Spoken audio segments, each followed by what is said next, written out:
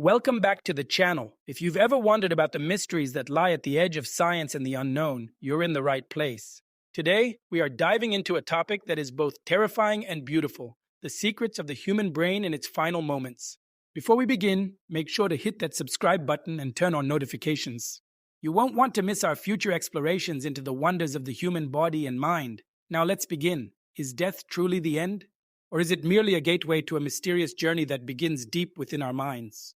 For decades, medicine treated death like a light switch. Once the heart stops pumping blood, the switch is flipped, the story ends, and the screen goes black.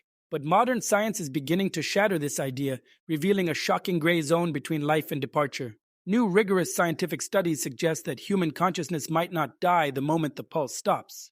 In fact, it might be the very moment the brain enters its most powerful state of activity. In a landmark and controversial study by the University of Michigan, scientists monitored the electrical activity in the brains of patients during their final moments. What they found shook the medical world: a sudden massive burst of gamma waves. These aren't just random signals.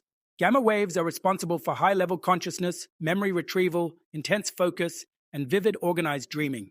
Imagine this clinical scene: the heart has completely stopped, breathing has ceased, oxygen is fading from the tissues, and yet the brain lights up, working at its maximum capacity, with an intensity several times higher than that of a person who is fully awake and healthy. This discovery raises a haunting question: what is the brain doing in these final seconds? Is it performing a total download or a final review of our entire life's files before the ultimate departure? This scientific breakthrough helps explain the phenomenon of near-death experiences reported by thousands of survivors worldwide across different cultures and religions.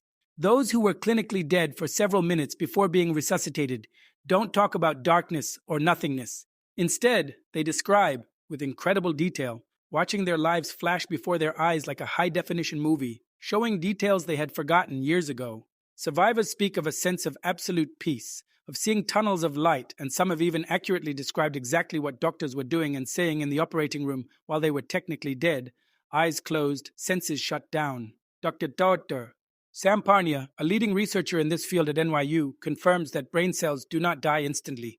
They struggle to survive for hours, meaning that the self or consciousness might remain present and aware of everything happening around the body long after the pulse has faded.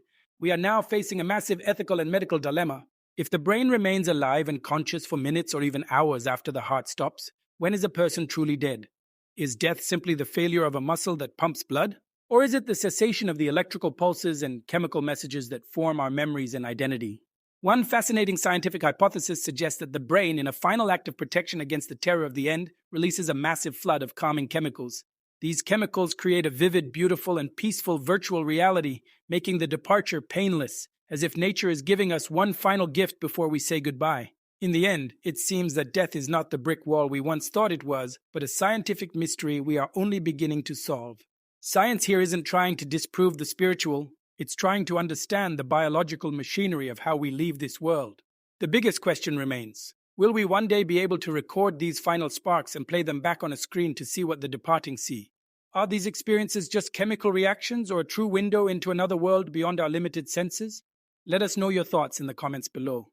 Have you ever heard a real-life story from someone close to you that sounds like what we've discussed today?